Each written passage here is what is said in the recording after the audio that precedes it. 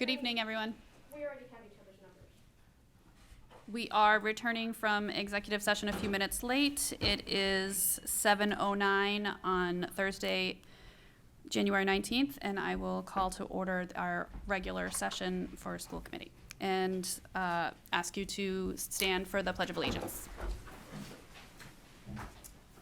Pledge allegiance to the flag of the United States of America and to the republic for which it stands, one nation, under God, indivisible, with liberty and justice for all.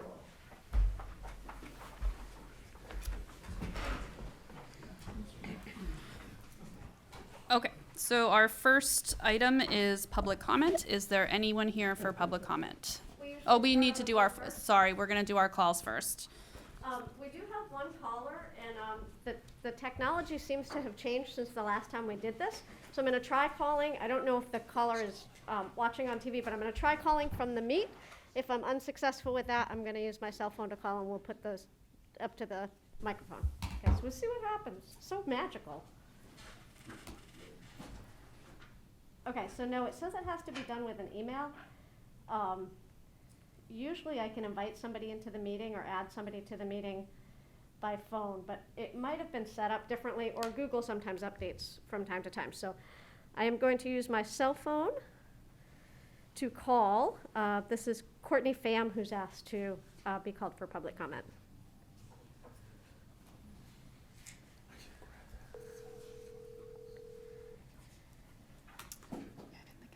Hello? Hello, Courtney. This is Helen Picard at the North Andover Public Schools School Committee meeting, and I am calling you for your public comment. I'm calling you from my personal cell phone because we had trouble adding you to the Google Meet, and what I'm going to do is put my phone up to the microphone so that you can make your public comment. Okay? Okay, all right. There you My go. name is, okay, ready? My name is Courtney Pham. I live at 544 Foster Street. Thank you for calling me tonight. I wanted to be there in person, but I'm not able to. For those of you who don't know who I am, I'm the head chair of the North Andover Special Education Parent Advisory Council, also known as NACPAC. I'm also one of the people who filed an open meeting law complaint on Chair Petrowski on behalf of the NACPAC board. That decision was not taken lightly. I'm glad I was able to attend the last school committee meeting. I applaud Chair Petrowski for the speech she made and the actions that will be made. I know last meeting must have been hard for you. I truly value our relationship with the school committee. And I appreciate you putting the Special Education Audit Subcommittee on the agenda tonight. I know you may or may not vote in favor for a subcommittee, but I'm just glad the public knows about this important issue either way. So thank you so much. Thank you, Courtney. All right, have a nice night. You too. Bye-bye. Okay, and there was just one caller today. Is there anyone here? Okay, great. Would one of you want to, okay. That can just be closed out.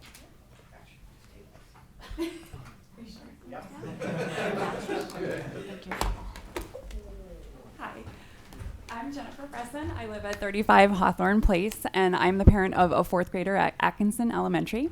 And I came tonight to advocate for adding a line item to the budget so that our elementary school librarians can purchase new books each year.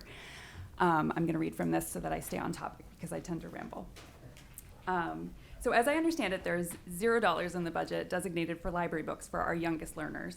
I'm not sure if the community at large is aware of this, but to me, that's kind of an embarrassment. Books are one of the core tools of learning, and they're essential to our responsibility to inspire and engage these new readers. Pre-pandemic, I was a regular volunteer in our school library, and it was a joy to see their excitement as they were let loose on the shelves every week to follow their curiosity and their individual interests. Kids deserve access to all the stories and information that we can afford to put in front of them. Our librarians will tell you that diversity in books has increased dramatically over the last decade, featuring more characters of color, characters with disabilities, and a greater variety of family structures and cultures. Students need to see their lives reflected in the characters and stories that they read. Books also provide a window into the lives and experiences of people who are different from us, and to the world beyond the borders of North Andover. In these ways, investing in new books directly supports our raised values of respect and inclusion. As it stands, elementary school librarians have wish lists, and it's up to individuals and PTOs to gift the books to the schools. Now, I know we don't like to talk about this too much as a broader community, but we live in a town where the 5 elementary schools vary greatly in terms of the economic privilege of the students' families. So that sort of sets us up for a situation of haves and have-nots. I think the town should be providing each school librarian an equitable book budget as a matter of policy. I don't blame leadership here for the fact that the tough decisions have to be made. Each year you all sit here with a handful of beans and have to make magic out of them. And I'm grateful for the thought and the time that you all put into that. I just want my fellow citizens to understand that what we do and don't give North Andover's children is a direct result of our choices. Each year we go to town meeting, and in the process of considering different opportunities for new revenue, there's inevitably a discussion about what kind of town we are and what any particular decision means about who we are. And if I don't want us to be the kind of town that doesn't have a spare dollar to guarantee our early learners new books every year. Right now we kind of are, and I don't like what that says about us. And thank you for the chance to speak. I'm gonna run home and read bedtime stories. Thank you. Is there anyone else here for public comment? I would ask the chair, we'll be able to make comments at the public hearing for the budget, right? Yes. Okay. Thank you. Okay, so we will move on to consent agenda. We have minutes from January 12th. So I'll move that we accept the minutes of January 12, 2023 as presented in the packet. I'll second. Is there a discussion? Okay, ready to vote. Ms. Picard? Yes. Ms. Lindvitsky, sorry. Mr. Hicks? Yes. Mr. McDevitt? Yes. And I will vote yes. And then we'll move right into our student representatives report. Hi everyone, it's good to be here after a while. For those who are first seeing me, my name is Noor El-Khadiji. I'm a senior at North Andover High School, and I'm just here to tell you about a few things that have happened in the past week. Firstly, this past Wednesday, the mock trial team had their first case against Tewksbury, and we did win. Big thank you to our attorney coaches, Eric and Kim, and to Mr. Oberlander for putting in lots of hours before and after school helping us, and just continuing to as the cases pile on. Also this Wednesday, the Asian Student Association had a fundraiser, and they're selling Asian snacks and origami to support the APIC Mental Health Association, and that'll continue up until tomorrow. And then also this past Thursday was the semi-formal for the juniors and seniors. And although it wasn't as successful as the original homecoming, I heard they sold about 200 tickets and everyone was very engaged and had lots of fun, so always good to hear about that. Coming up next week is finals week, unfortunately. I hear that teachers have had the choice of giving their students midterms or finals, so I guess depending on which class you're in, it will be either very relaxing or a very stressful week. Hopefully the latter for me. And then finally, this Friday and Saturday is our robotics competition, so good luck to the North Andover team. Hello everyone, my name is Ben. I'm a junior at North Andover High School. This past Saturday, Lila Lobel, an 8th grader at the middle school, and I had the privilege of attending Project 351's launch in Boston. Project 351 is a statewide organization that aims to empower youth leaders by recognizing and selecting an 8th grader from each town. And this past Saturday was the launch day. We started the day at Faneuil Hall in Boston. We heard a couple dignitaries speak, namely the governor, Maura Healey, and Amari Paris Jeffries. Then we went out into Boston to do service, which is kind of the really like the bread and potatoes or the meat and potatoes of launch day. Lila and I personally went to La Collaborativa in Chelsea, which is an organization that aims to end a lot of the systemic problems in that community of Chelsea. After that, we went back to Faneuil Hall and reconvened before leaving. It was definitely a day full of leadership and full of opportunities. And we look forward to the year helping out Lila as an ambassador. Winter sports are fully in session. We have boys and girls basketball, boys swimming, indoor track, wrestling, and boys and girls hockey. The Matthew Hardy ice hockey game is on January 22nd. The first one is at 4:35, that is the girls' game, and the second one is at 6:35, the boys' game. The theme is green, and that is all in support of the mitochondria, all in support of raising money for the mitochondrial disease. And the unified basketball game is resuming. There's one during halftime of the North Andover game on the 24th. And there was a MVC, the Merrimack Valley Conference Student Athlete Summit on the 11th. Student athletes from each of the Merrimack Valley Conference teams came together and talked about different ways that they can enhance each school community. So, thank you. Great. Do we have questions, Ms. Picard? No, thank you very much. Ms. Vitsky? Not a question. I would just add on to that Matthew Hardy game. His twin sister plays on the girls' team, so it's going to be extra special. Mr. Hicks? I do. Nora, I want to know what role did you play this time in the mock trial, and what is the trial about? Okay, so we were the defense on a civil case about a defective plane resulting in a wrongful death. And I cross-examined the son of the man who died in the plane, and I gave our closing argument. Awesome. Yeah. Thank you. Thank you. Mr. McDevitt? I don't want to answer any of her questions. I'm guilty. No, great job. Always great to hear. And Ben, I loved hearing, just kind of the mentoring, with an 8th grade student as well. So I think that's just a great thing. And I think that's part of what makes North Andover really special is, kids who are in the high school, go back and they're, in our elementary schools and our middle schools, and they're, you guys are both the role models that, all these younger kids look up to. So, and I know they're all watching at home right now. So, thank you, though. Yes. I do have a question. Sure. You said that the teachers have a choice of whether they give a midterm or a final.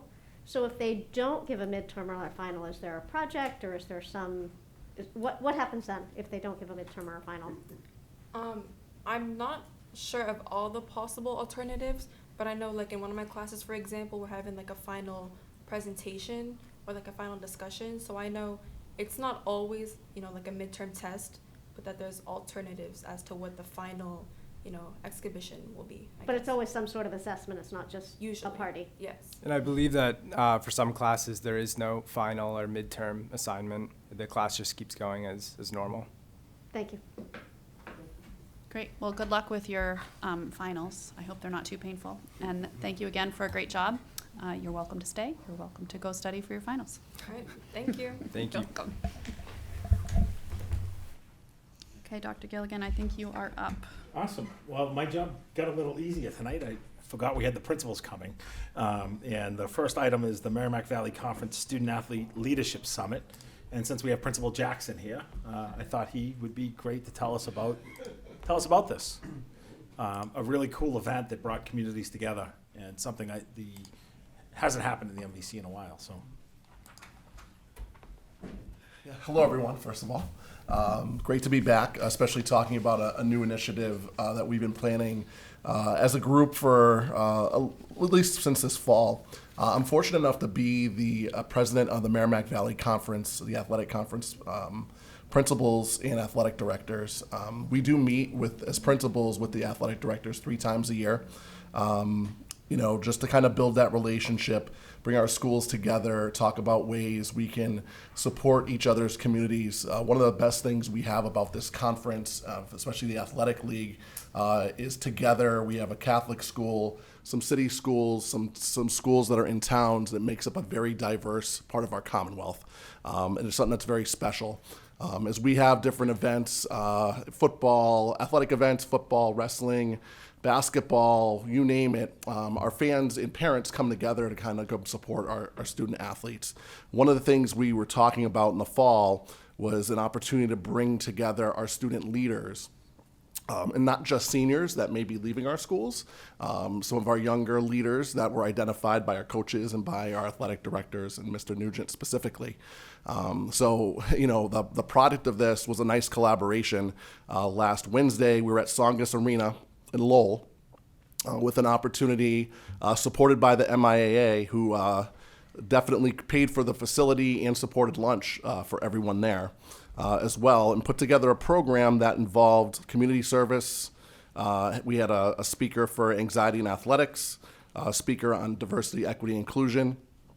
And then right before lunch, we had Matt Feld from the Boston Herald talk about social media and give the students tips about being interviewed by reporters, and kind of some tips for using their phones and social media as they go along. So, I think for us to bring our 10 students, and I'll recognize them at the end as well, because they did a great job and were able to learn so much. But it was an opportunity for us to begin a collaboration. We didn't get too much in the students collaborating this time. The program really spoke about the topics of community service, anxiety and athletics, and diversity, equity, inclusion. But we were able to get some positive press on it through the Eagle Tribune. I believe they're on the front page on that, a recent article in the Boston Herald as well. So I think for us to get some positive press out there, and for our athletic directors to get an opportunity to debrief with the student leaders and kind of talk about what's the next step so we can get the kids kind of collaborating and leading, and maybe talking about how to better our conference will be. As principals, we're waiting to see how that can turn out as well. But let me share with you our students that were able to go. Juliana Jankowski, grade 9, Chase Nasser, grade 10, Sydney Rogers, grade 10, Bridget Gaffney, grade 10, Gabby Hardy, grade 11, John Wilson on the boys' side, grade 10, Luke McGilvery, grade 11, Jake O'Neill, grade 11, Troy Takesian, grade 11, and then senior Finn Murphy. And all came recommended by their coaching staff to kind of go and be a part of this first go-round. But we're proud as a conference to be able to kind of have a start and have the support from the MIAA, so hopefully we can do some bigger and better things. So I want to share with that tonight. It's such a pleasure to hear you say all that, and it's also a pleasure to see Mr. Gonsalves behind you nodding with obvious proud appreciation of his former students. My mirror. And I'm sure the other principals heard names that they recognize. So I just wanted to take the opportunity to say, I love what our high school's doing, and we all know it's predicated on what happens before they get there. Of course. Right.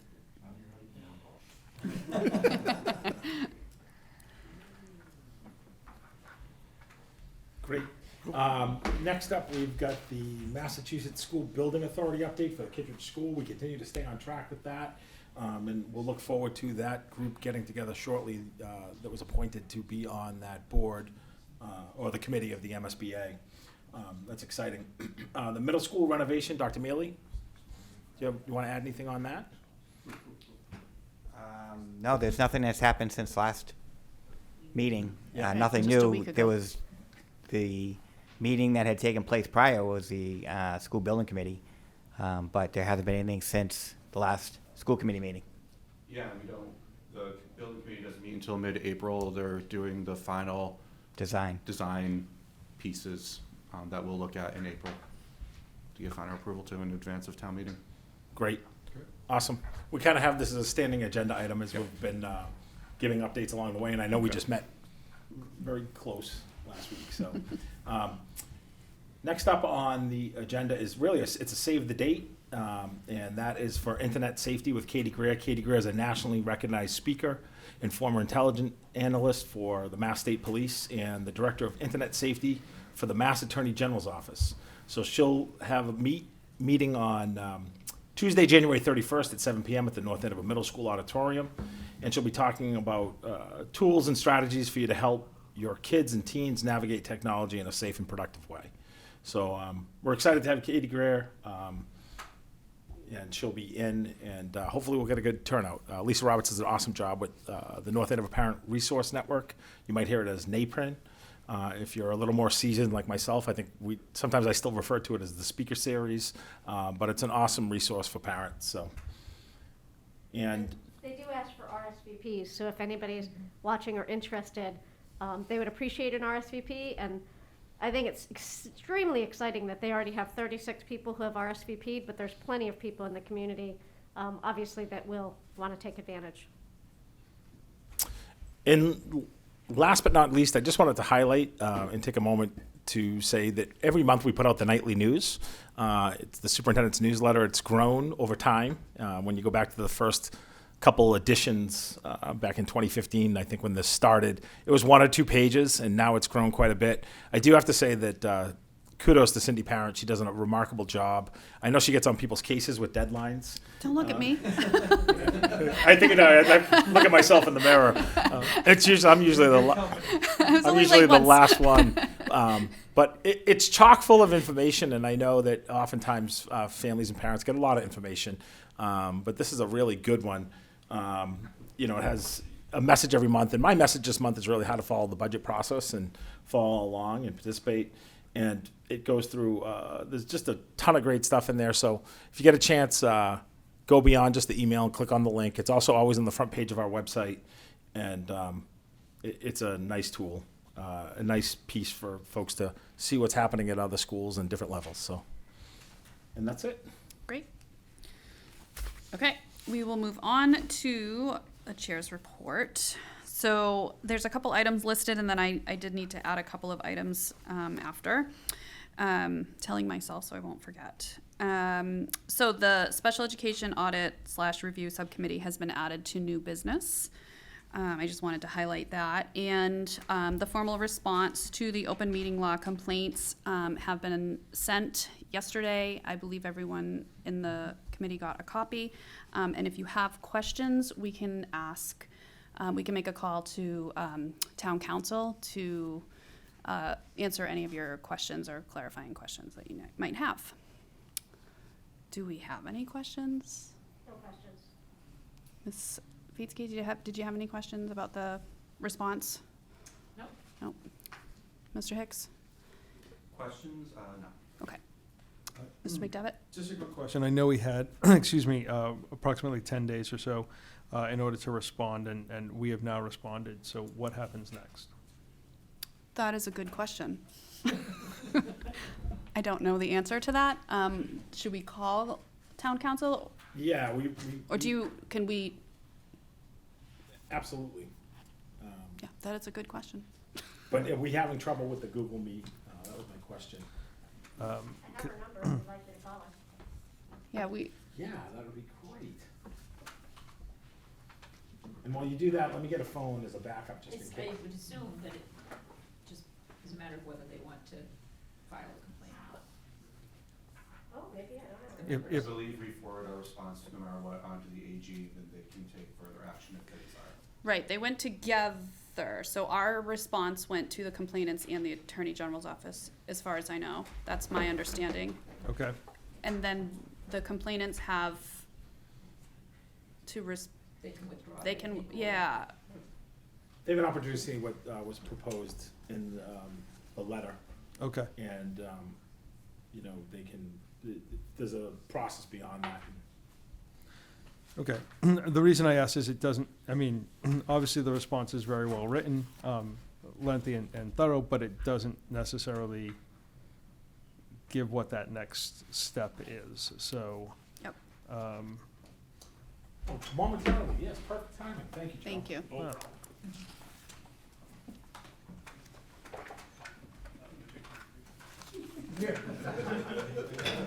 That's why we invited you.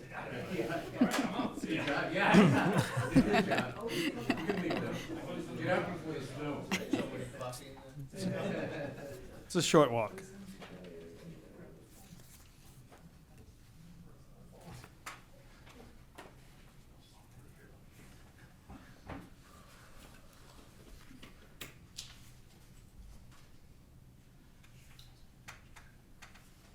Okay, here we go. It's lighting up. Sorry for the delay. I guess we have an issue with Google Meet tonight and phones. But we can certainly, Councilor O'Connor. Let's see.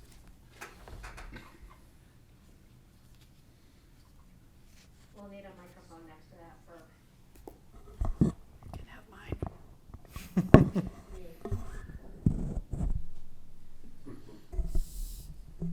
Does the letter say call me at the end? Is what the next steps are? No. Which is why I was asking. I was trying to go from memory.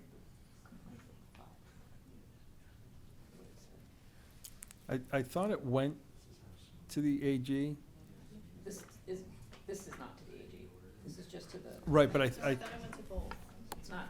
it doesn't, not to, it or doesn't copied to. specifically say or copied. One more moment here. Just booting up the phone. Sorry.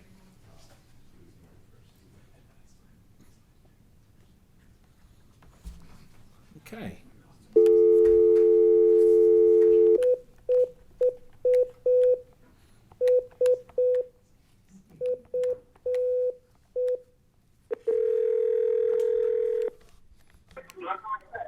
Hello? Hi, Counselor O'Connor. Yes.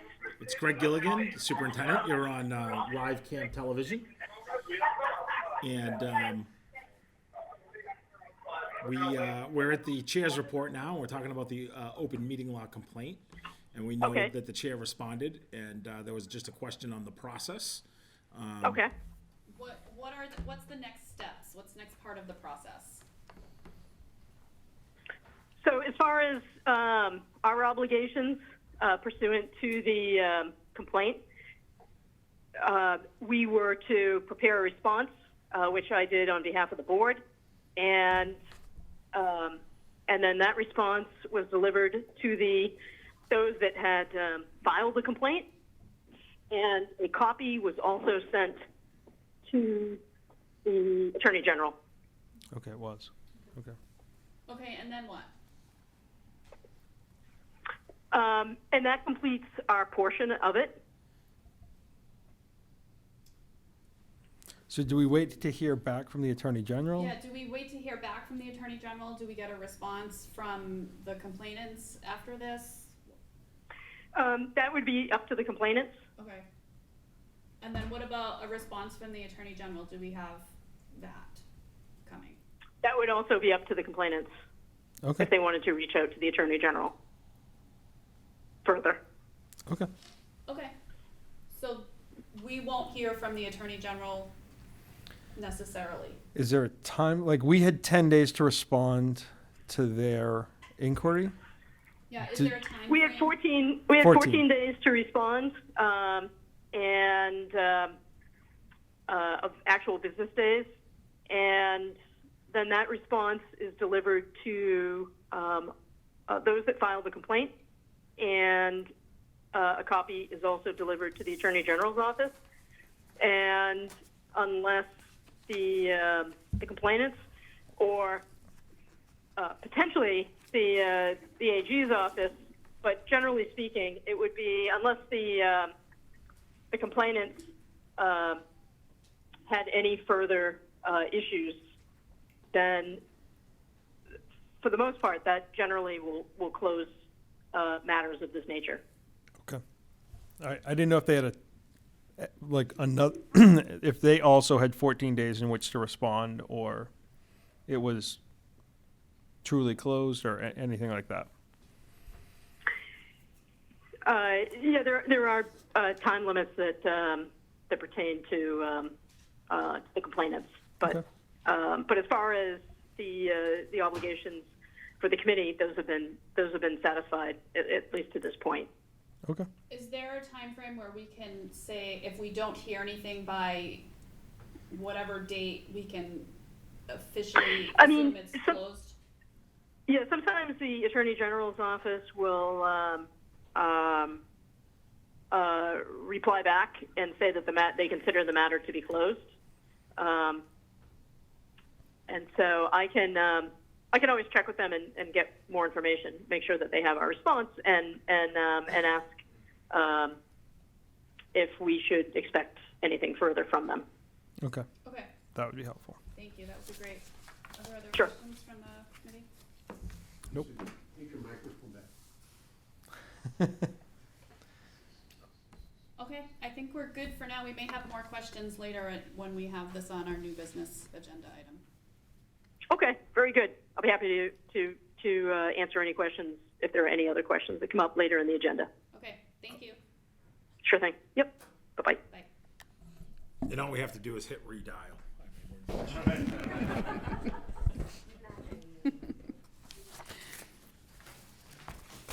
Okay, other thoughts before I move on? Okay, so Oh, go ahead. Ms. Petrowski, I appreciate the council's work in putting together the response. I feel like it presents more of an argument as to why we shouldn't do the thing versus just responding to the complaints itself. Just wanted to make that known. Okay. Thank you. Noted. Okay, so I just wanted to add that I was able to arrange the library conference room for a community chat for Saturday, January 28th from 12 to 1 o'clock. Ms. Picard has agreed to accompany me. And I'm hoping once we do one, we can kind of get into a rhythm. And I know, Mr. Hicks, you had said you'd be interested in being part of that, and if our other members would like to, we can maybe get a schedule going. Maybe I'll set up a calendar event or something. So I wanted to make sure that that is, that I shared that publicly. And then can we put that on a calendar and maybe Twitter? Yes. Okay, thank you. Yeah. All right. I'm sure Michelle McHugh is home right now and writing that down, so we'll make sure it's, we'll get it up in the morning. It's already done. What's the date again? January 28th, it's a Saturday. And then the last item on my chair's report that I added on is some sad news. Ms. Lynch and Ms. Vitsky, and Ms. Picard have both separately shared with me that they do not plan to run for the upcoming election, and I wanted to make sure that that was shared publicly this evening. So. Okay. I think we need to move into our public hearing for our FY24 recommended budget. That's me. Technology. So you need a motion to move in. Oh, yes, I do. Sorry. So I will move that the school committee conduct our public hearing on the fiscal year 24 budget. Is there a second? Second. Great. And then do we need to vote to go into that? Yes. Okay. Yes. Ms. Picard? Yes. Ms. Vitsky? Mr. Hicks? Yes. And Mr. McDevitt? Yes. And I will vote yes, and that's 5-0. Okay, and now I'm going to hopefully do this correctly. This isn't going to cast, though, is it? Does it need to? It's plugged in if you need to. Do I need to? Plug you in. Do we normally cast? So, North Andover CAM also is accessing that, so they can choose to display that rather than displaying Okay. All right. James' computer. So it looks like it's open.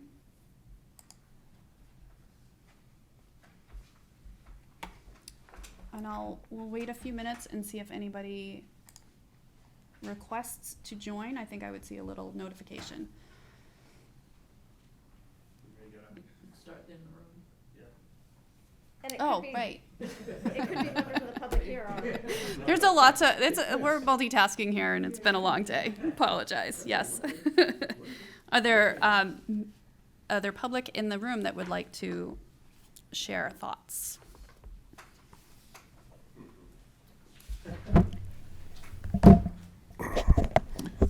Stan Limpert, 43 Stonecliff Road. I am sorry I was unaware that all the principals would show up, or I would have come up with a better list of questions, but I'm going to do the best I can.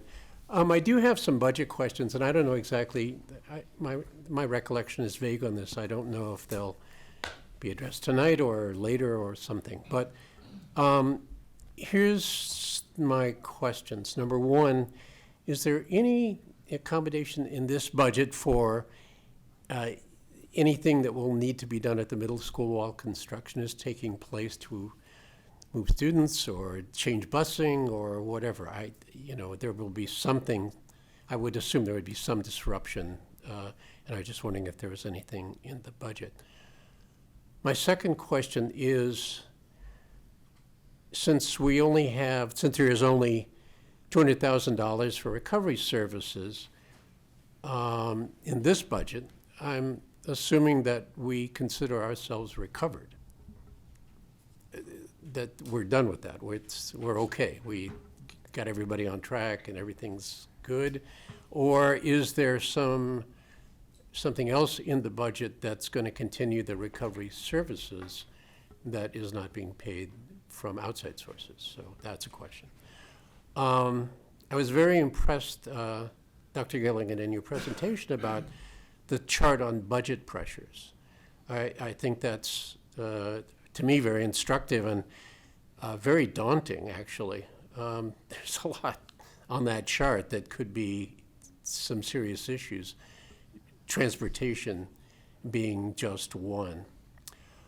And my last question is, there's a pretty lengthy list of additional staff that's going to be added. And I wasn't too clear how that was going to be funded in this budget. There's $1 million in addition to the level services money, but that list looks like way more than $1 million. So I was just wondering, is some of that already in the budget, in the core budget, or I've actually never seen in any budget we've ever presented a list that long. So I was just wondering how we're going to pay for that. So those are my questions. Great. Thank you. So typically in the public hearing, we do go back and forth, and I think there's a few of those that we can answer Stan from last week. Yeah, I should have said that too. I want to apologize. I'm doing what we always accuse the public of doing, is showing up the very last meeting and going like, I know nothing about that. I'm sure you explained a lot of this in your budget presentation, which if I would have shown up for, I wouldn't have these dumb questions. But I didn't, so here I am. So sorry about There's that. no such thing as a dumb question. Yeah. To answer your question, let me start with I think it was the last one about recovery. Yeah. Okay, so as as grant funding has ended for a lot of the positions we've put in this budget, the need has not, and the challenges have not. And so over the last 2 years, we wanted to have a budget that was sustainable. So in this current year, FY23, we covered those positions that are added that are also part of a long-term plan. Many of those positions overlapped. And so for us, this year, we used the 5.34% budget increase last year, which was $1.19 million, and we used ESSER funding, grant money, to cover the other $1.04 million. And this year's increase, and this is what we had said last year, that we were going to need a similar increase for this upcoming year in order to keep these positions, which are critical because, again, the pandemic funding and grant funding is disappearing, and we didn't want to have a cliff we just fell off. So the ability to, for example, keep on the much needed 3 counselors across the district, 1 at each level, the school psychologist, the classroom teachers, creating smaller class size, the special educators, the ETLs, the evaluation team leaders. These are all positions that have the ability to add on going forward because the budget now, with the increases, allows us to do so. I guess one question would be, would any of the ARPA money that's still remaining be able to be used for this sort of thing, for the recovery services kind of stuff? So that's a good question. I think I'd ask Dr. Mealy to talk a little bit about the continuing use. So it's ARPA money and continuing use becomes an issue. It's because that money goes away as well. Yeah, the ARPA money, they don't want to use that for positions. It's pretty prescriptive what you can use it for, and it's really focused on one-time costs or even like 2-year. Capital money, kind of. Yeah. Exactly. So you asked about middle school construction, and we have had conversations with the town manager that those would also be one-time costs during the project. So we wouldn't budget those. We would somehow included in the construction budget or exactly, or allocate the fund from a reserve or whatever was available. Yep. Recovery services are continuing, as Dr. Gilligan said, and so some of the positions that you see had been planned for long-term, but we've adjusted them to the recovery services to continue. But the number of positions that you saw there are accumulated over the last few years, and we were just showing this is what we have this year, and this is what we're going to continue with, and the funding now finishes, it all moves to the operating budget now, and we're no longer relying on the town recovery services funding or ESSER funding. It's all in the operating But budget those, now. so those are all in the budget, and, okay, so Correct, but that's. not all of those are added this year. Okay, so that's, the chart may be slightly misleading in that respect. I wouldn't say misleading. No, it's open to interpretation, let's say. I would just say it accounts for all of the positions that have been added over the last few years for Okay. recovery services and long-term plan, and we're continuing with those. From that list, those two charts, are there any additions this year? Or is that just? So if you look at the two, what we have this year and what we have next year. Yeah. We dropped a coach position. Okay. And we added a media librarian. Okay. And so those offset, and then we added a half custodian. So the only difference in total FTEs between the two positions is 0.5. Okay, so the answer is very small. Correct. Yeah, okay. Interesting. Thank you. Good answers. Thank you. Is there anybody else in the room for questions? Can I just, Yes, in case anybody just please. wants to come up after, some other questions were asked last meeting, and I just wanted to address those. We were asked about the Assistant Special Education Director position by a couple of people. There was some support as well around the table. What we're doing with that, and I think it makes sense, is we're in the process of going to be doing a special education review, and that includes our staffing and our organization, including administration. So we just thought it made sense. We'd be surprised if they didn't come back and said, yeah, that's an important position that you should be adding. But we wanted to wait until we got the result of the review before we did anything with that one. We were asked about the equity audit and when that was planned, and it's planned in the future as far as soon as we can get together with the town to complete our application for the ARPA funding, because it's going to be a combined school and town equity audit. So we're working on that. As soon as we get the application in, and we'll see the result of that, and we'll go through the process to select a vendor and get that scheduled. We were asked about the middle school curtains as part of the project, and there's some contingency funds and there's a list of things, including the curtains, that we would want to try to address, and if they're not able to be addressed, then we'll put it as part of our capital in order to address that, separate from the project. These are the curtains on At the middle school. Not classroom curtains. Correct. So if they're not. The large curtains, there's actually, right, yep, stage curtains. Yep. So they could be included as a potential capital project in the next capital project funding For cycle. the auditorium, we have funds, yes, exactly. We could just continue from the high school auditorium funding and continue to the middle school. And then it came up again tonight, somebody asked last week as well about libraries. And Dr. Gilligan and I spoke with Lorene. I think Dr. Gilligan looks like he wants to jump in on that one. No, either way, I mean, it's an area that we have weeded out. We've over time been able to weed out books that may need to be retired. And the one thing Lorene's done is she's been able to use grant funding to provide some of the award-winning books for children and provide across the district a bunch of books. And let her really talk about it. She knows a lot of the details. I apologize. Ms. Marks is not here tonight. She had a little slip on some ice, so she's out. But that ability to do so across the district's been important, particularly in diversifying our libraries. And it is true, PTO's been really supportive across the district, but it's something we certainly plan to look at, and it's something I'll have Lorraine speak at the next meeting as well. I think, Dr. Gilligan, I think I appreciate the work that Ms. Marks does and all the grant writing that she pursues so that we can do the things that we need to do in this district.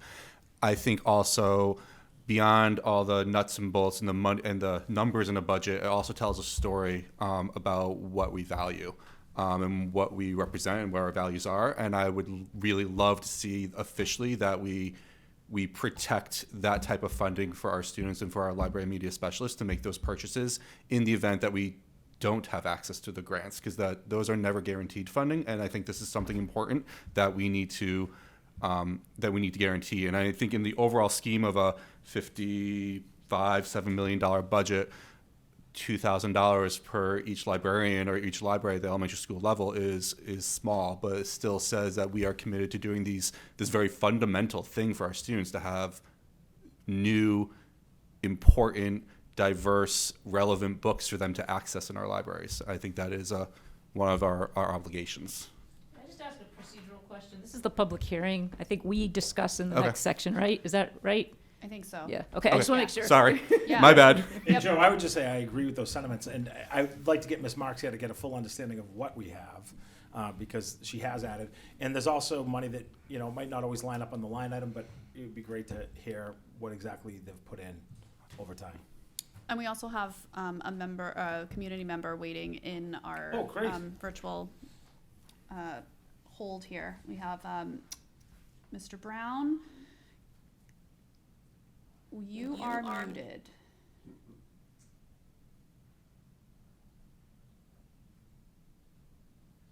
Nope.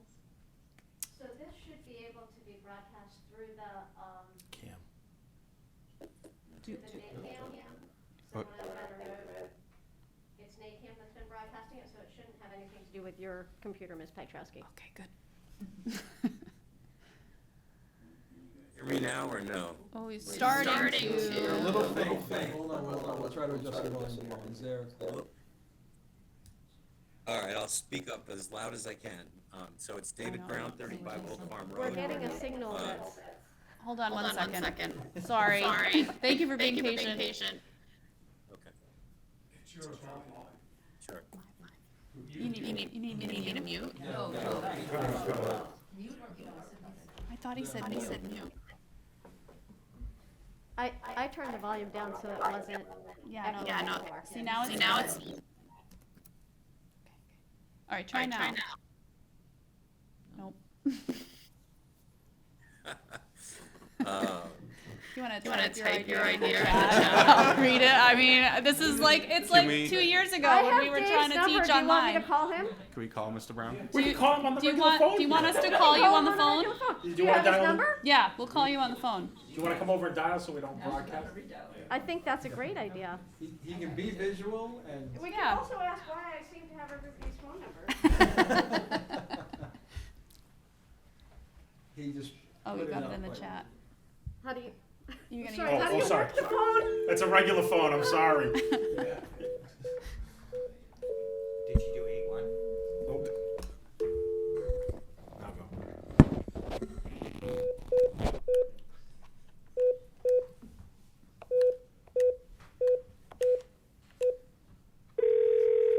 That's your cell phone, Dave. Okay, how about now? You're good. We can hear you now. All right, so I'll turn my volume down so I don't get the feedback. So David Brown, 35 Old Farm Road. I apologize if this is redundant because obviously we're having connectivity problems here, and you guys actually sound like robots. And if it weren't for the feature Google Meet has where I can put captioning in, I would have no idea what you're saying. But so I think Stan may have touched on this a minute ago. So I apologize if it's redundant. But what I was curious about was when I look at the budget summary and I see the allocated funds of just slightly north of $1 million to keep on the extra people for recovery services, right?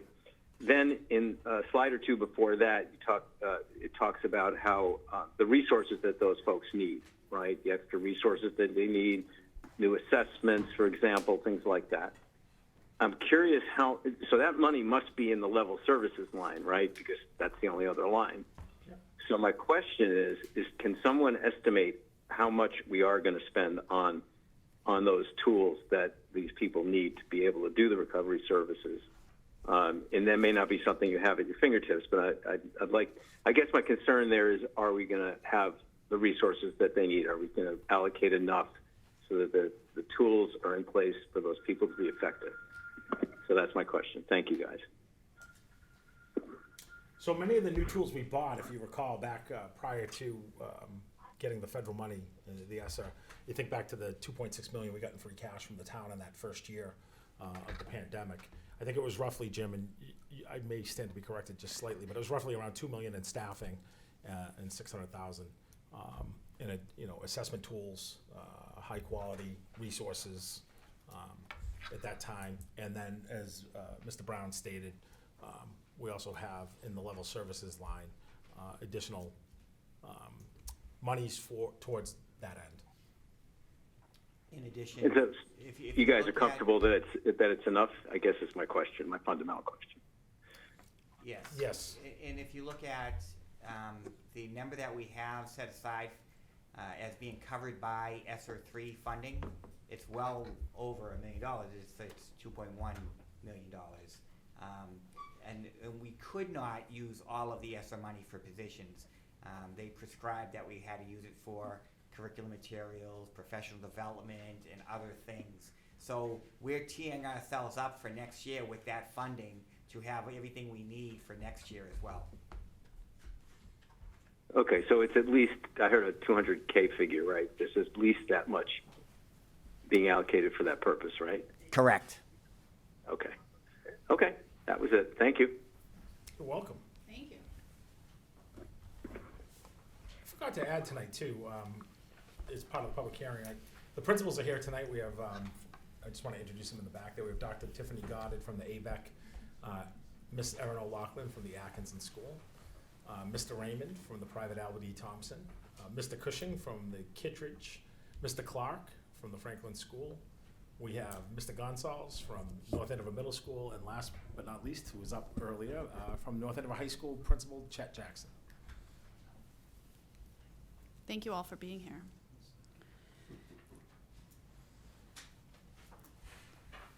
Okay, so do we close out our? Is there any other Are there any other questions or comments from the public hearing about the budget for FY24? I didn't hear you. Questions, but I didn't submit to talk. So that's okay. You don't have to. You can come up. That's why it's public. I know that, but, yeah. Open mic, come on, Jen. Come on down. You're the next contestant. Jen Goldman, 28 Jared Place. So I just have two questions that you may not be able to answer today, but I would like to know, with the budget that you are recommending, how many classes K through 2 are above the 22 students, and how many of the 3 through 5 grades are above 25? And then also, what is the amount of money spent per pupil? So has that been calculated with the budget to compare it to your goals yet? Yeah, so as of the last count, I think I said it was under, last meeting, I think I said it was under 2% of the classes. Do you know what number that is? Can you translate that? I can tell you that it was, within those goals, I think that the classes that are, I think maybe we have a couple over, but it's just by one student. Okay. I can get more specific on it, but it went from roughly 49%, I think, 5 years ago, and now we're down under 1%. Okay. Under 2%, I'd say. It fluctuates with move-ins and move-outs. Yeah, during the year. So basically 1 to 2 classes within each age group, you're thinking? Yes. Okay. At the most. Total. Are you saying total? Total. Within each grade? Total. Yeah, total. Not I think within- No, you were total, asking- like 1 to 2 classes in the K through Okay, 2 all band. right, okay. Yeah, sorry, she's using And I can the band. double all right. check it. I know it was under 1% last time we checked. If it's but- not 1 to 2 classes, let me know. Okay. And then money per pupil or student?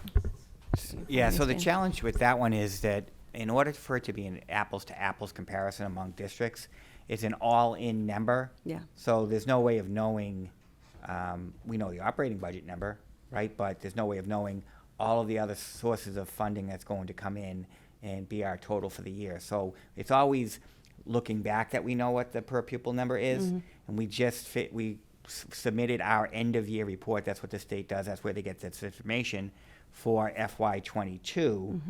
We're waiting to get that back to confirm that they do an audit, and then they say, okay, here's your per pupil. It's a number. lag number. Correct. So what do we have for 22 at this point? And what you're saying is that that number includes grants that are applied for and received? Everything. It's all in? Correct. Okay, so what did we come out at 22? Do you know by any chance? Not yet. We don't Okay, know so you're that waiting yet. for the audit? Okay, Correct. all right. Yep.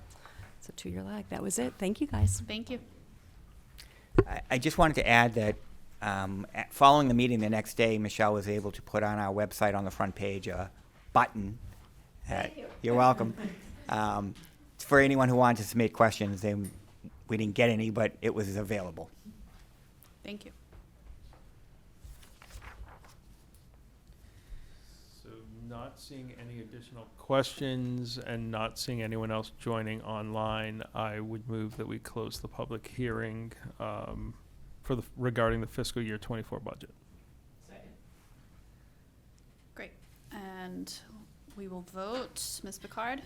Yes. Ms. Beatsky? Yes. Mr. Hicks? Yes. Mr. McDevitt? Yes. And I will vote yes. 804. Thank you. It is 8:04. Thank you. And the weather is. I wish, that's like a BBC thing, right? Okay. Let me just end this for everyone. Okay. We can move on to old business, which is a continued discussion of the superintendent's FY24 recommended budget. Which we have.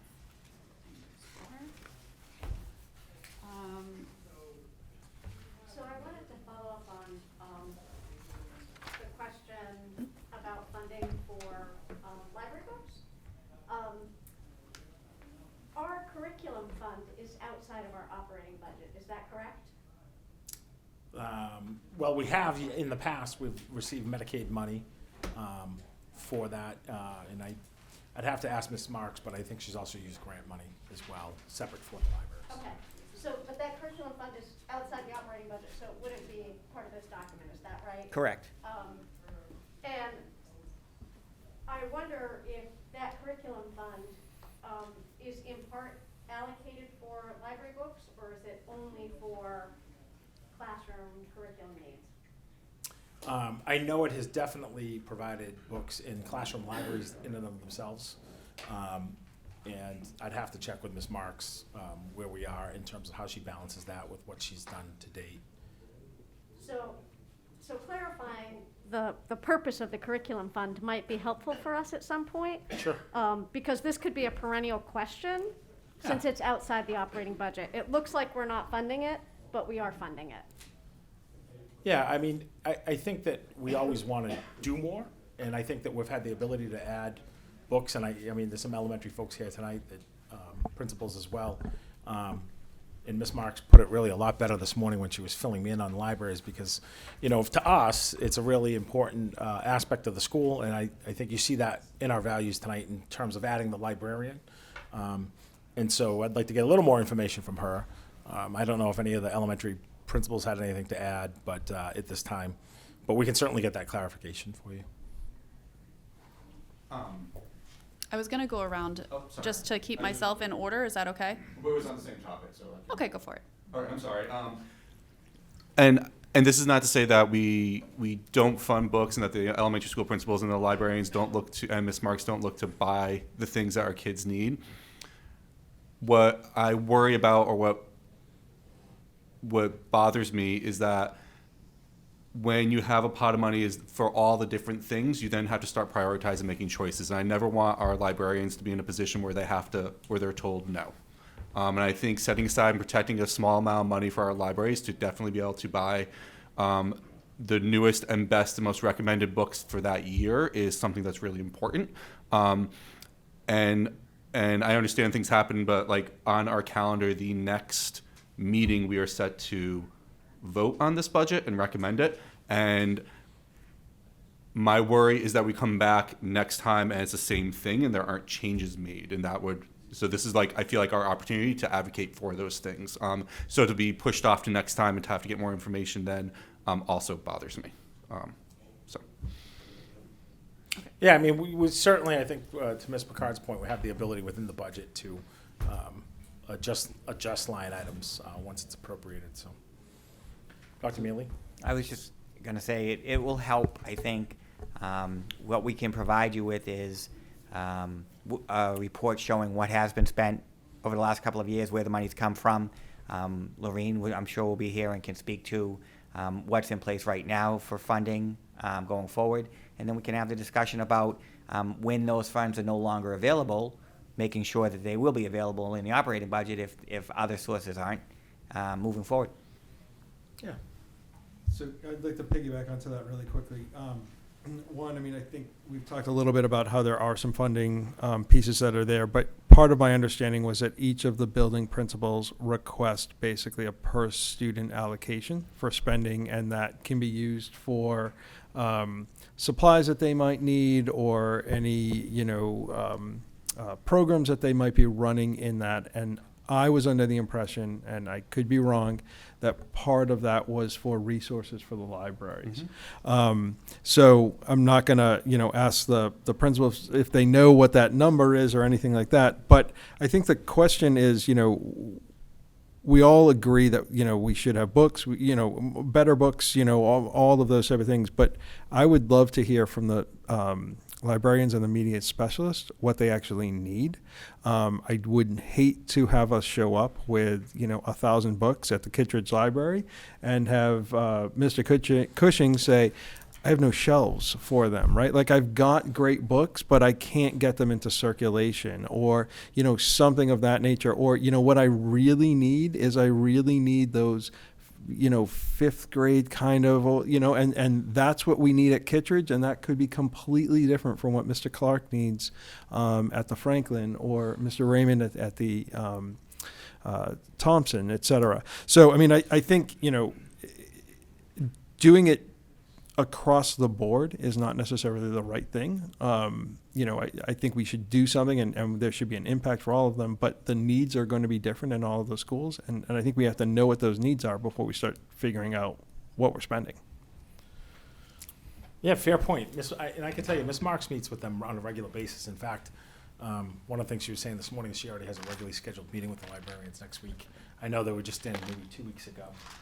And she does that with the ongoing groups, whether it's library, whether it's PE, she meets with the different specialists. So, I think, as Dr. Mealy said, we'll have that information, and we'll have the ability to, meet some of those needs and find out where we are. Ms. Vesey, did you? Oh, sorry. Go ahead. I just want to be clear on my position. It's not that we aren't doing the thing, but what I feel like is inevitably going to happen is that people are then faced with the choice of putting into order the priorities that they have. And I never want us to be in a position where we have to say no to the basic need of making sure our libraries are up to date. And I think protecting a small amount of money for our library media specialists to buy the books that they know what's on their shelves and what they can put there and whatnot, to have that ability is something that's really important to me. This is not to say that the wonderful elementary school principals don't do a great job of making sure our kids have the things that they need. I know they do, but they are going to be faced with having to prioritize the amount of money that they have to spend on their resources. And I don't want this to have to be a decision that they then have to make. I feel like it's an obligation for us as a community to make this something that is available. So, thank you. I think that's been really clear, Mr. Hicks. Thank you. Thanks. Dr. Gilligan. Yes. I believe you talked about this last time, but when you build this budget, you do so with the input of all the principals, correct? Absolutely. I mean, we couldn't do it without them. I think that the biggest input really came from that group, particularly around the need for the continued services and the behaviors in which we're seeing. And the challenges in which we face with unfinished learning. I know that certainly the comprehensive recovery plan has made a difference here in North Andover. In many areas, we had Lorene and her team present earlier this year with the reading folks. You could see it in areas of the MCAS. So their input was invaluable. Thank you. And their input was that they wanted librarians. So I appreciate that that's included. Mr. Hicks, I hear what you're saying about waiting for information. It's been my experience as a school committee member that when I ask for information, I don't have to wait until the next meeting. Dr. Mealy provides the information, or Ms. Marks or whomever, provides it to me in a conversation or in an email so that I have that to consider and ask more questions about. So I hope you'll be satisfied with that. And I know the public does need to wait, until the next meeting to get the full information. But of course, we did have from the last meeting to this meeting to ask Dr. Mealy for any information who could have gotten us those specifics if we had asked him in advance. So I understand that frustration. Working in these public settings is challenging because things are a little bit slower and a little clunkier and a little less fluid than our natural relationships are. But I hope you'll be satisfied and not frustrated. Ms. Fieske, do you have questions or comments? Yeah, I had one related to this discussion. Just a clarifying question on these grants that Lorraine gets. I think they're like every year and they're probably automatic. Is that correct? Yeah, they're entitlement grants, so Yep. I'd have to ask specifically where she does it, and I think that, Mr. Hicks, I think your point, I think everyone knows what our values are here in the community, and this is important. And I think, particularly adding the librarian this year was really important to us. But, they are typically within, the particular grants in which we get from the DE. Right, but it's pretty safe to say we will get Yes, as long as we yes. apply. Yep. I don't expect you to have this answer. Do you know how much approximately they're for that purpose? I don't know. This came up tonight. We can certainly get more information on it. We can provide the committee and Mr. Hicks information on it. But, there's certain grants that are a certain amount. So, whether it's Title IIA, which is professional development, or Title I, it comes in pretty standard every year in the same amount, and there's specific uses for them. So then to that end, I guess I would just have a comment, like if we don't, I don't care how we fund it, if we fund it, right? If it comes from a grant or curriculum, or it doesn't matter to me because the end result is that they have books. Maybe we should put into the budget, instead of a 0 line item, an asterisk funded from outside source, or whatever. That's a good idea. Just so people don't think there's not. Yeah. Yeah, funding for it. and it could be in the level services as well. Mm-hmm.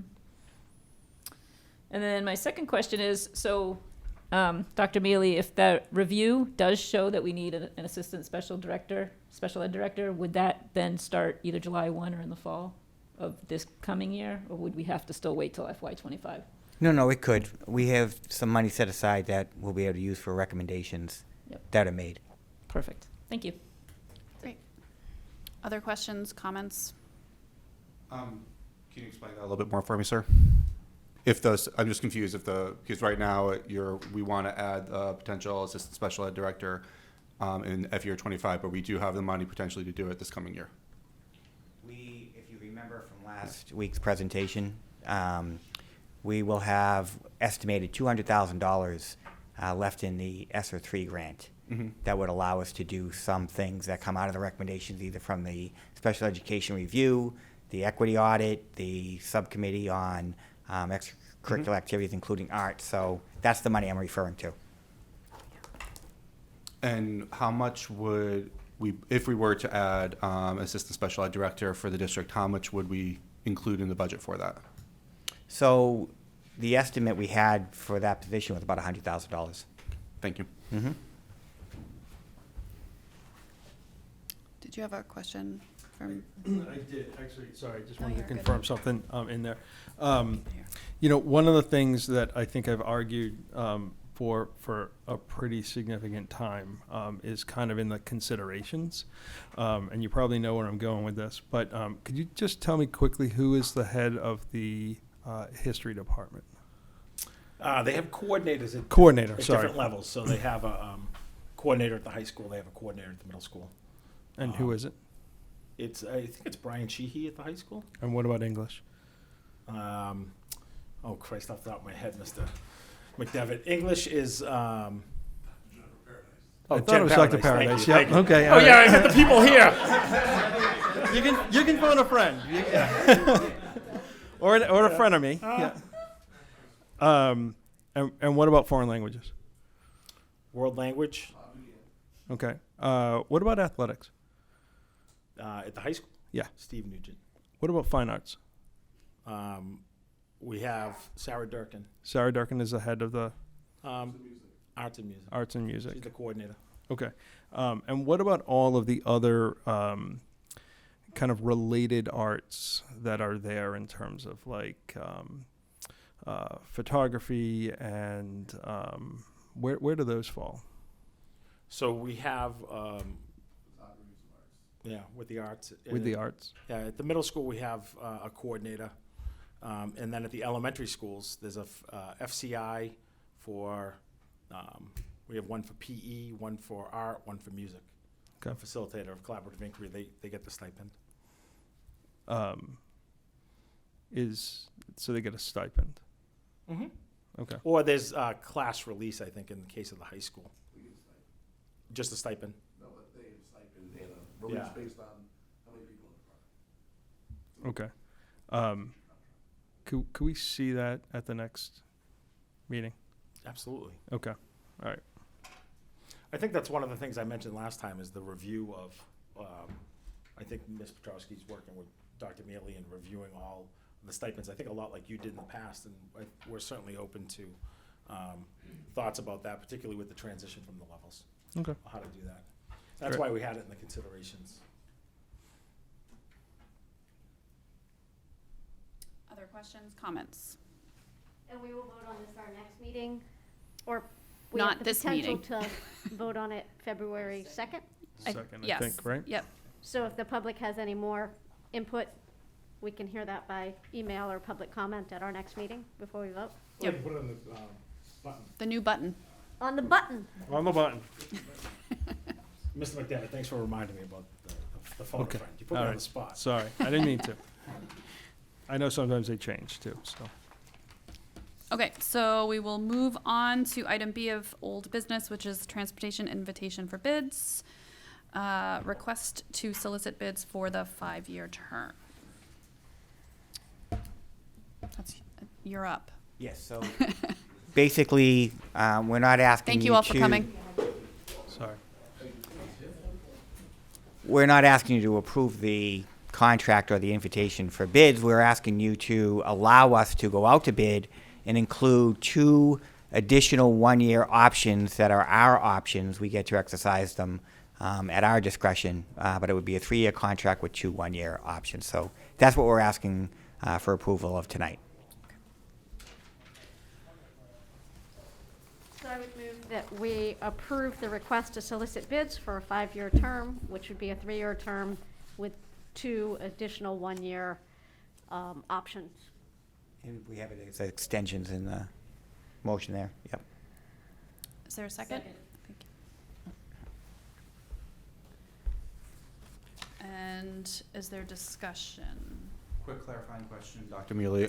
We then would have the opportunity, we would then vote on each of those potential extensions if we were at that point, right? Correct. So after the 3rd year, well, sometime during the 3rd year, the school committee would decide if we were going to Thank go you. for the next extension, and then the same would have to happen for the 5th year. Great, thank you. Yes. Other thoughts, questions? Okay. So are we ready to vote? Ms. Picard? Yes. Ms. Fiedzky? Yes. Mr. Hicks? Yes. Mr. McDevitt? Yes. And I will vote yes. We are 5-0. Okay, moving on to new business, overnight field trips, the North Andover High School Student Council. Yeah, so the student council, I think this is a pretty annual event. They go to a trip, it's, let me just pull it up here. Sounds great. Oh, great, Jim, thanks. So this is the first reading of the NAHS Student Council request, and they're seeking approval to go to their annual conference in Hyannis, the 8th through the 10th. There's no action required. All the trip information that we have to date is here. It's headed up by Connor Meehan, and we have a pretty active student council. I don't know, I think I mentioned at one of the previous meetings, they hosted at North Andover High maybe a month ago, the student councils from across the region. It was a really cool event, and this is something that they look forward to.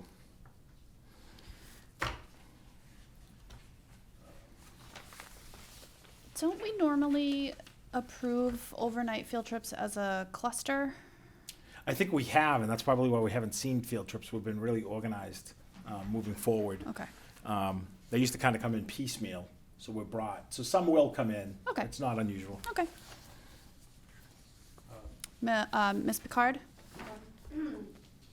My question, I have a couple of questions. But my first question is, this application was received on November 2nd and hasn't come to us until January. Did something happen? Did it get lost in the process? I'll have to check on it. I'm not sure. Do you want to get Mr. Jackson That back? would have been really good if Mr. Jackson was still here. Well, I wonder with the, I mean, fantastic field trip. If we, because we won't be able to vote on it until next meeting on February 2nd, does that still give them the adequate time they need to register and make all travel arrangements for November 8th, or sorry, for March 8th? Registration ends February 3rd, so Okay. it's cutting very, very close. And that's kind of the reason that I'm asking. Thank you. We shouldn't have to waive our rules for these. Right.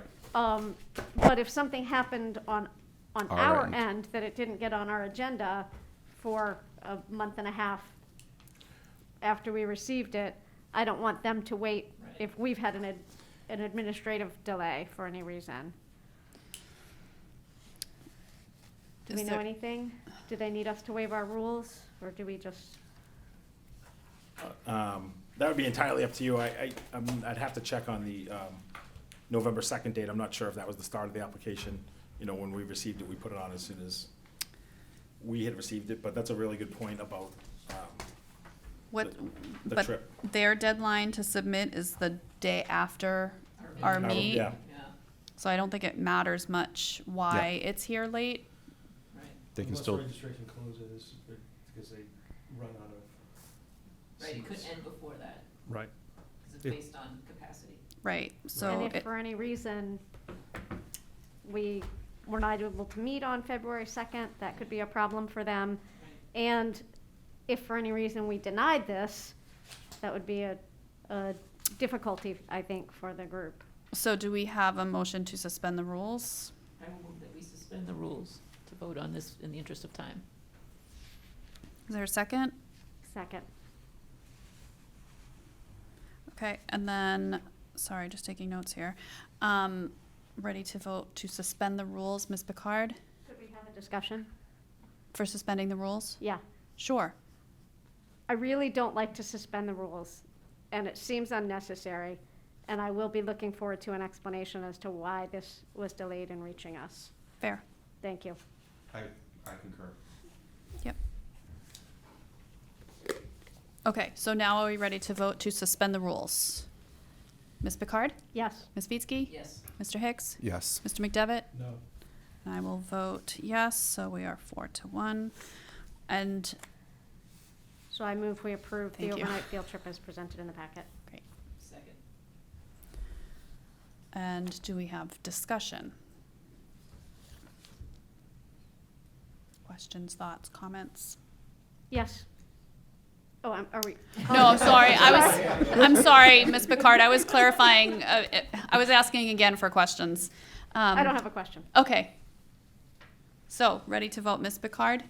Yes. Ms. Vitsky? Mr. Hicks? Yes. Mr. McDevitt? Yes. And I will vote yes. Okay. So they are approved, and I'm sure someone will let them know and see if we can get an explanation as to why there was such the delay. Mr. Petrowski, we had a history of having lots of overnight field trips coming to us, needing us to suspend the rules. And that was a real problem for this committee. Noted. So I totally can honor Mr. McDevitt's no vote on suspending the rules. We need to be careful of that because we don't operate very well that way when we're rushing to judgment. Yep. Thank you. Thank you. Appreciate it. Yeah, and we've really cleaned that up in the last few years, and we'll get the information on this one. Okay, great. Okay, so item B is our special education review subcommittee. And Chris O'Connor's available. She is. And so, do we need a motion to, or do we discuss? Someone help me with process. I'm new. In theory, we would have a motion and then discuss, but That's what I thought too. what would the motion be? To establish a subcommittee for the special education review.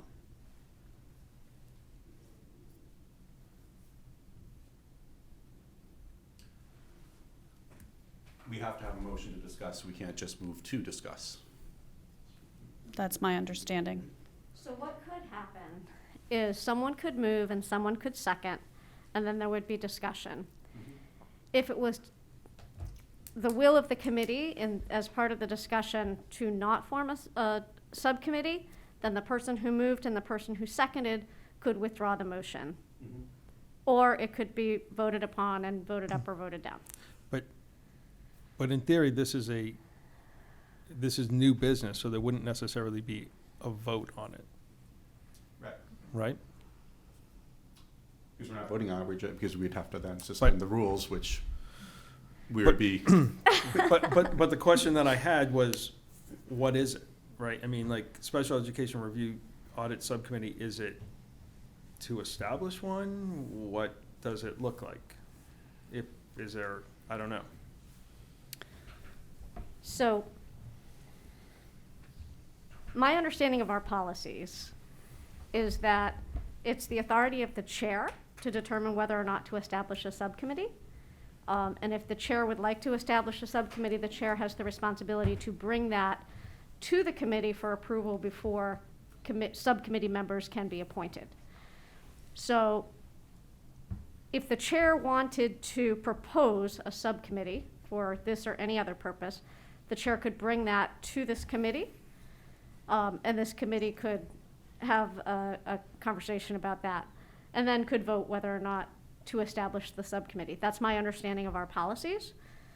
So if we wanted to have this discussion, Ms. Pietrowski, you could propose that there be a subcommittee, and we could give our input.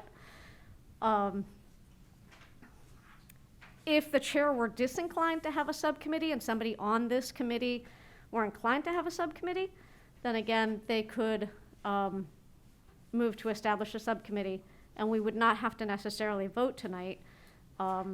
It could be for discussion purposes. Just a point of order. You can have an item that's just a discussion item. You can have a discussion without a motion. You could also do as Ms. Picard was saying and have somebody make a motion and then discuss it. But we have items all the time that are, I mean, we didn't make a motion to discuss the budget last week or this week. Okay. We have discussion all the time. You don't need a motion to have discussion. Okay. So You can then, have discussion on a motion, though. If it's seconded and it goes to discussion. so then we'll just open, I thought we'd just point that out. so shall we open this for discussion? Does that make sense? Do we have to vote to open for discussion? No. Okay, good. I'm just making sure I'm crossing all my Ts and dotting all my Is. It's a little confusing. Okay, open discussion. Okay, I'm gonna start, I guess. And we can get town council on the phone to clarify any questions.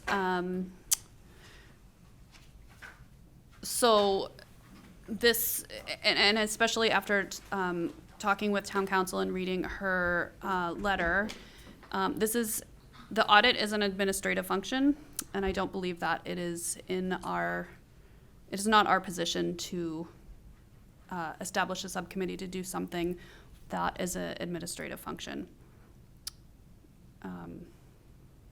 Especially with special education that already has the Department of Education with regulations and reviews regularly and all kinds of things that are put into place. So that is where I stand. So I guess the first question that I would have is, if there is an audit that's done, what inclusion is there with CPAC in terms of providing feedback, answering questions, having some visibility into things like a schedule, right? So, for example, we may have a program at one of our schools. Is that on the list of things that is reviewed? And I'm not saying it's a check on it, but a validation that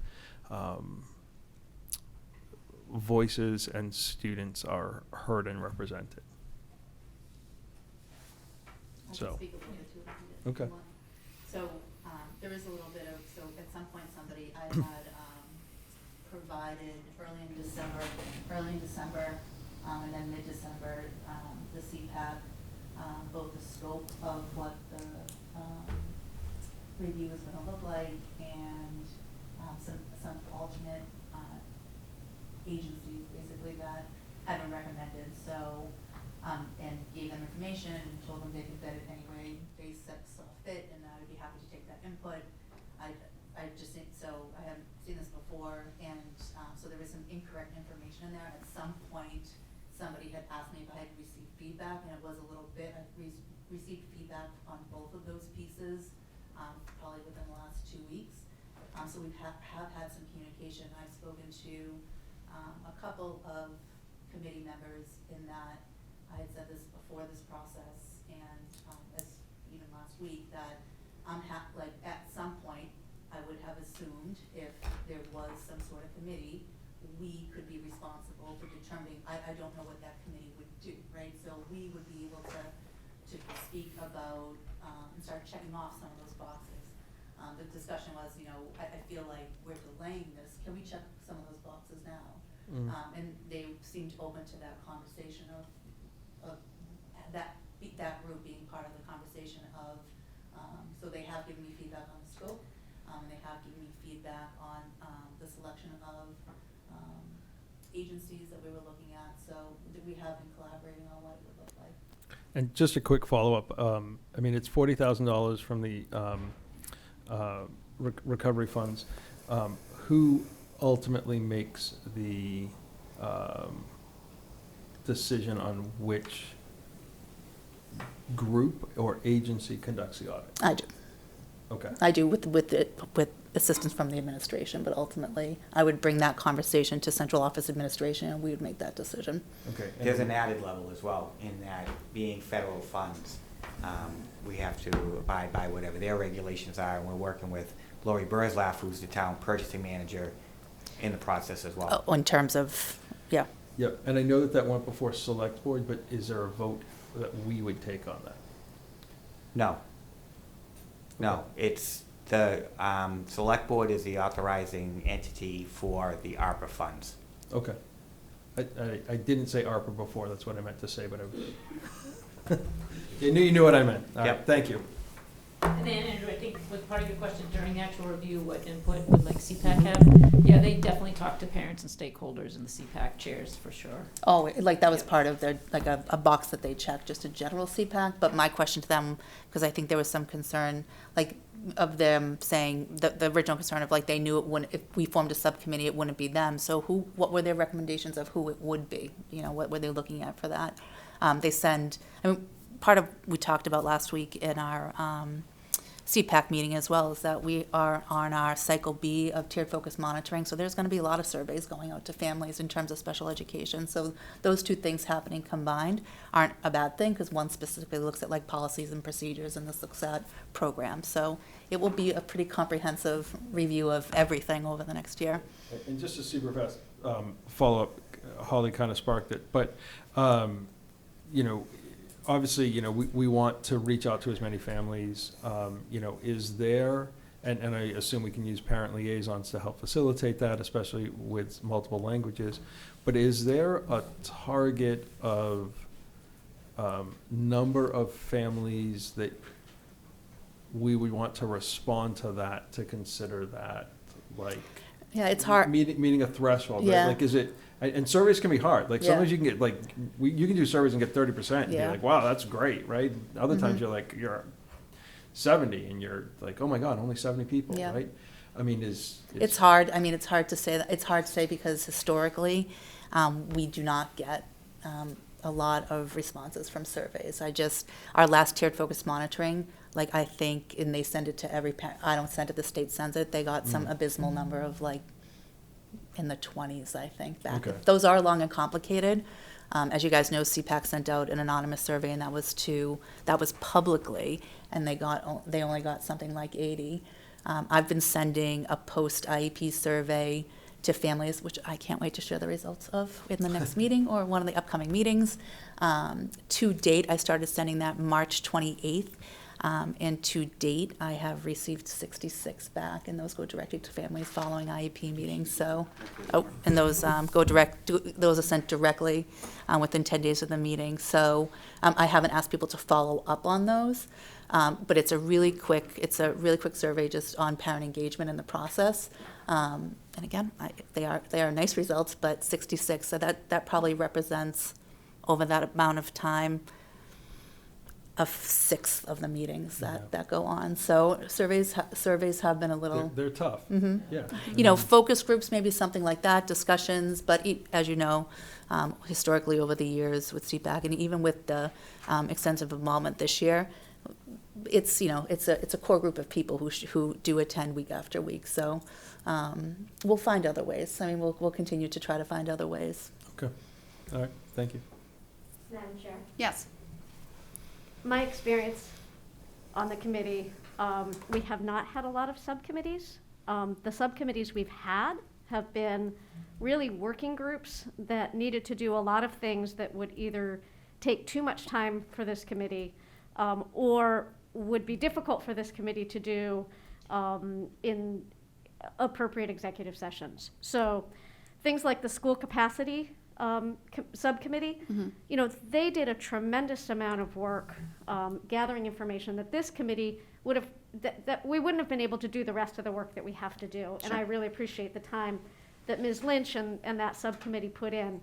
Same thing with the school naming subcommittee. It's just when we're processing huge amounts of data that we're trying to bring to the committee to make a decision. There's nothing that a subcommittee for this evaluation or audit would be bringing to this committee for a decision. They would just be bringing the data. I anticipate, just with the Walker report, that whatever data is produced is going to come to this committee. And this committee is going to receive that information, be able to ask questions of that information. We don't need a subcommittee to do that work. My understanding of the CPAC is that it's an advisory council, and so it's an advisory to this committee, and we value their advice, we value what they've brought to us, and it's also an advisory to the administration. They're already operating in the ways that they have presented that they would like to do. To me, it would diminish their already established role as an advisory committee, and all of them, or however many of them wish to come to us, can be part of that. Mm-hmm. So forming a subcommittee doesn't give an advantage to this committee, and it doesn't give an advantage to that advisory council. So I don't know that there would be a purpose. I think their very valuable input into the scope, their input into who we might choose as a firm, I think that's very valuable. I think that they'll be very valuable in helping us to get the information out, to encourage families to participate, to they themselves participate in focus groups, community meetings, to be part of one-on-ones. All that's possible within the scope of their very important and defined role. A subcommittee would have to be defined, and I don't see that it adds anything to what our needs are. So I wouldn't support a subcommittee. I don't see that I don't think that would be helpful. Thank you. Other thoughts, questions? I have previously made my thoughts on this topic known. I think it was the December 2nd meeting. I think it's important that I understand that this is something that is largely or often an administrative task, and I really appreciate that. I think we need to always, though, look for ways to collaborate and open ourselves up to working with the community. And I think this could be an opportunity to do that, and could be a great benefit. I also recognize all the limitations that could exist too. Okay. Mr. Hicks, how would a subcommittee be a different way of working with the community than working with the CPAC? I think what that could do for us is the meetings then being even more open, and I think it gives that. I'm trying to make sure I say it correctly, so give me a moment. I think one of the things at times our community struggles with from the outside, and this is some of the things I hear, is that they feel like things happen, and we don't always get to see and know why, and that decisions are just made, and there's this, and not to say that people are deliberately doing this in the administration, but there's a sense of in the community that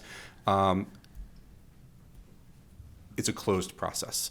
And I would love us to do what we can to always strive to make things, when we can, as open and collaborative with the people that we serve. And I think this could be one of those times that we do that. And I'm okay with being wrong about that and being the outsider on that as well, in terms of having that viewpoint. But I think that, like, as we seek, and then going back to Ms. Petrowski's, we're having the community chat or in the library. Like we continue to look for ways to make sure that we are engaging and communicating, working with the people that we serve. And I think this could be an opportunity where we do that.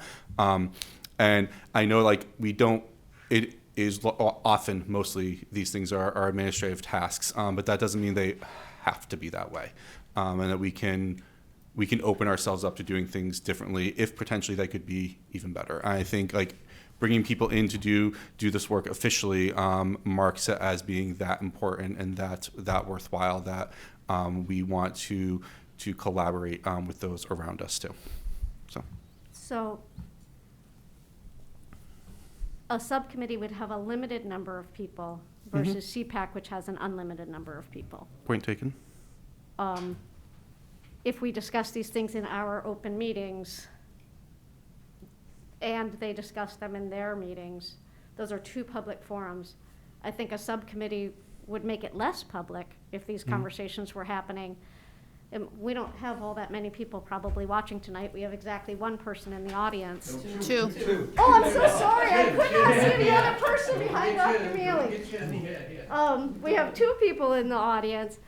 I can't imagine a subcommittee would be more better attended than these meetings that are on the calendar and have been since September. So I appreciate what your intention is, but I'm not sure that forming a subcommittee would meet that need. And CPAC is required by the state, so it's as official as any advisory council could possibly be.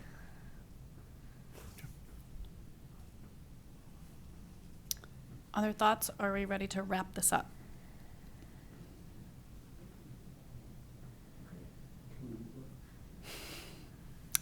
Okay, let's.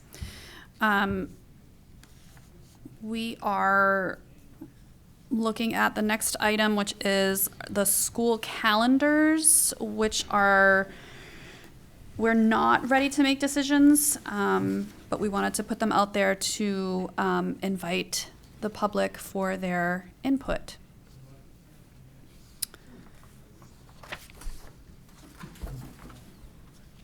Dr. Miller, do you want to take this one, since I was off a day today on this? Just a little explanation of what the two calendars are. Traditionally, For those watching it. the two options are coming in, starting school before Labor Day, and then we've done that the last 3 years or so because Labor Day has been late, or starting after Labor Day, which for years in North Andover is when school started. This coming year, Labor Day is the 4th, so you can judge whether that's late or not. But the two options that are presented have a difference of 2 days in them. The one, if we come in and start school before Labor Day, school will end on June 12th without any snow days. And if we come in the Tuesday after Labor Day, it would be June 14th without any snow days. So those are the two options. Thank you.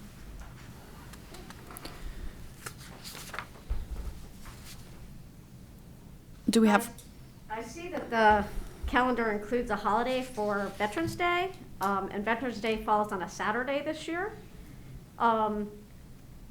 When Veterans Day was on a Saturday some years ago, we did not have a day off of school that day. I think a lot of parents would not necessarily have that day off, and all our veterans exercises, our parade and all that stuff will be on Saturday. So it may be worthwhile to look at moving or removing the November 10th Veterans Day holiday. And one of the things that that is new as we look at the calendar is the other end where we have Juneteenth, and looking at the pre-Labor Day start calendar. If we have 5 snow days, we would be here Monday, Tuesday before Juneteenth. We'd be out on Juneteenth, and we'd be back for a half day on the 20th. Attendance will be very high. So we're bookending the school year with Labor Day and Juneteenth. So I think it would be worthy to have the public input as well as input from the teachers union. Actually, you raise a good point, because I didn't even realize, thank you for catching that, I didn't realize we put Veterans Day back in here. If we were to remove Veterans Day, which also happens to fall in the same week as the election, so now that's already burdening families that way. If we were to remove Veterans Day, then in the start before Labor Day, we don't have to go past Juneteenth. Correct. The last day would be the 18th if all 5 snow days are used. Mm-hmm. Versus 24th after Labor Day. That's kind of significant. And we have heard from families that last week at the end of the summer is difficult for them to find childcare, because all the public programs, like the playground programs and stuff like that, are all ended. So that would be worthy of consideration as well. Yep. And college students are all back. Can I follow up on something quick that Ms. Vitsky said? It was, and I could be wrong, it was my understanding that if Veterans Day fell on a Saturday, it was observed on the Friday, but if it fell on the Sunday, we did not observe it on the Monday, the Friday or the Monday. I thought if it was on a Saturday, we had to observe it during the week. So Andrew, I had the same recollection. I wasn't superintendent at the time, but I do recall this happening. And so I did a little digging today, as I typically do when I'm curious about something or something's on the agenda. So, when I checked with one of our neighboring communities, they're gonna observe it on the 10th. I had checked, went right to Google right away. And, when it's on Saturday, it's a federal holiday. It appears that some places may celebrate it on Friday and some on a Monday. And then last but not least, I checked in with the Veterans Service Coordinator, just if, because the ceremonies are typically on the 11th, and he had said that, the town actually itself is closed on the 10th, recognizing Veterans Day on that day. I checked with them as well, so that's what I know, and I'm not sure, I don't recollect, and I haven't ran into anyone yet that can recall specifically, but there was something real specific 6-7 years ago, must have been 6 years ago at this point, when we had it on a Saturday. Yeah, I remember it was on a Sunday. If I remember correctly, it was a Sunday, and I think people very much complained that there was no holiday. I do remember meeting with the Saturday. I don't really remember that as much. We can certainly go back and look at what we've done. I'll just kind of throw out a couple of quick thoughts. I've always been a big proponent of starting school after Labor Day. When we negotiated the last teacher's contract, part of the conversation that we had from the union's perspective was a number of reasons that they were interested in starting before Labor Day. And, you know, I was very much like, I can't be supportive of this. And one of the things that I think was a little bit swaying in my decision is for any of the students who are at the high school who are playing fall sports or are in any of the bands, they are all back and practicing for all sports basically the 21st. So those families are already back locally, if you will, in North Andover. Football, I think, starts the week before. It's just under 500 athletes. I can't tell you exactly how many students within the bands, but I would venture to guess 75 is a smaller number. It's probably a little bit more than that, and they're doing band camp at that point. So there's a good portion of our high school students who are back already. Those coaches, you know, are typically teachers, and so they are already kind of not taking advantage of those times. And then there's kind of the, you know, ability to kind of get out just a little bit earlier in June. It seems like a number of our neighboring towns and communities also start earlier. And so what I learned was a number of the camps and the programs at things maybe like the Y and Brooks and some of those other places, they're all starting kind of in June, and families are then kind of potentially paying for, you know, a week, and, you know, they might have 2 days. If we get a number of snow days, we might, they're paying for a camp, but, you know, feel the obligation to certainly be here in school. So I'm torn with this, to be perfectly honest. If there was a vote, I'd be out of my house because they all want to be they all want to be after Labor Day. And when I came home and voted before Labor Day, I don't think they talked to me for a couple days. But I'm not either way on this. I just kind of wanted to give a little bit of perspective of why I think in the past 3 years we've gone before Labor Day.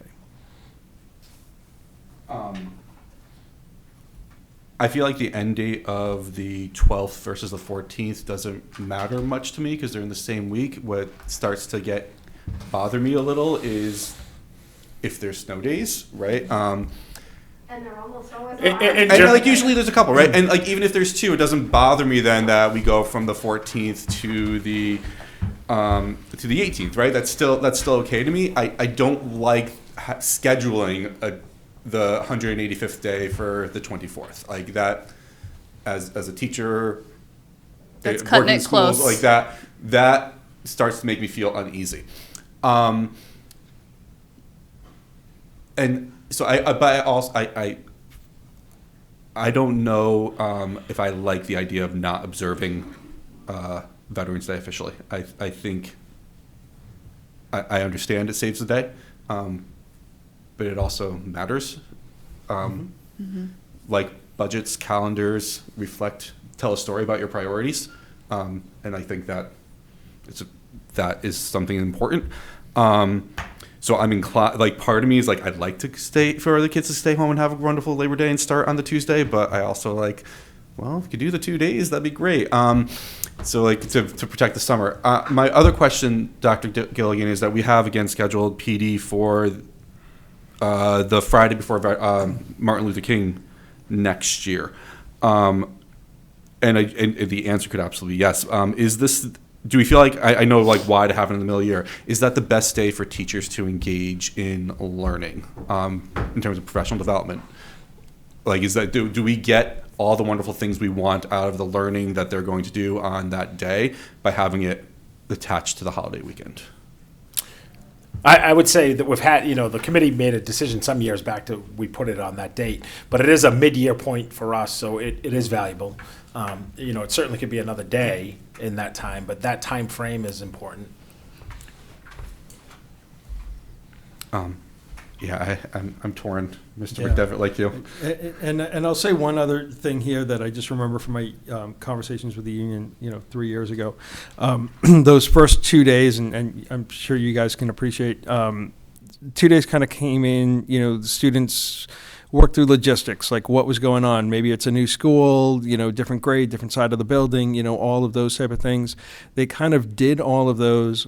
I think the students then had Friday, Saturday, Sunday, Monday off, a solid 4 days, but then came back that Tuesday and were ready to learn and start. Yeah, it's a gentle start. It's not a full week to go in because, nobody's quite ready. I'm sorry to cut you off, but I think that's what you're getting at. Yeah, is just exactly. It's not fun to go back before Labor Day, but it's 180 days no matter which way you cut it, and to have a nice gentle start. As an educator, I appreciate it because nobody's quite ready, and there is no tired like beginning of the year teacher tired. There just isn't. And when Mr. McDevitt talks about those 500 students that are going back for sports, those 500 students are not available for childcare. So all those younger students, it's a trickle-down effect that those younger students Yep. are lacking resources during that period as well. Mm-hmm. Have we ever given any thought to moving that January 12th PD day to like January 2nd? I feel like the learning would be non-existent. But I mean, I've also had might be easier. that before because of a snow day, and it was really nice to have the time. But I don't know, like. Actually, I think there was a district locally that had it, but I did comment to a teacher on the first day back from the break. I said, this is the most tired I've felt in a long time, and they said, me too. I think everyone kind of felt that way, but I mean, Rather have them teaching tired than learning tired. Is that what we're getting? Well, I think it was actually not so tired from showing up. I think it was the actual teaching that made them tired.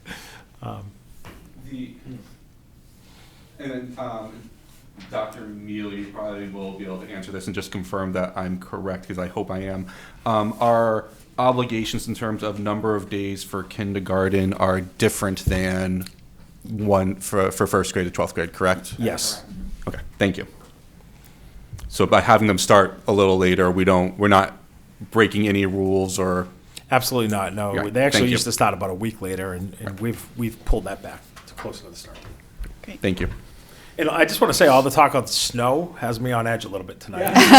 This is a classic nor'easter. It went from 3 to 6, it's down to 1 to 3. We're on the rain side. And Not that his radar is not on his screen right now. yeah.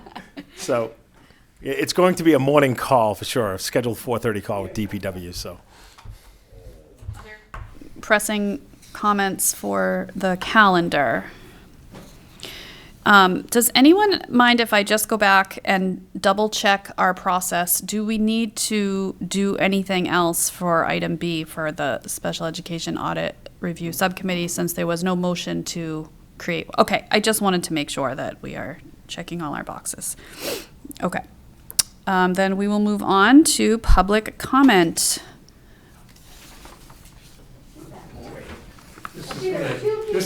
This is when I did show up at the right time. This That's is right. great. Stan Lippert, 43 Stonecliff Road. I want to be the first person to publicly thank Helen Picard and Holly Vitsky for their thoughtful and dedicated service to both the school committee and our public schools. They've done a wonderful job through some very tough times, and they've served on negotiating teams, subcommittees. They've both been chairs at one time or another. They've done an outstanding job, and I just can't thank them enough for their service. Thank you. Thank you. They're not done yet. Other public comment? Okay, then I would take a motion to adjourn. Is there a second? Second. Perfect. Are we ready to vote? Ms. Picard? Yes. Ms. Vitsky? Yes. Mr. Hicks? Yes. Mr. McDevitt? Yes. And I will vote yes. That's 5-0. We are adjourned at 9:03.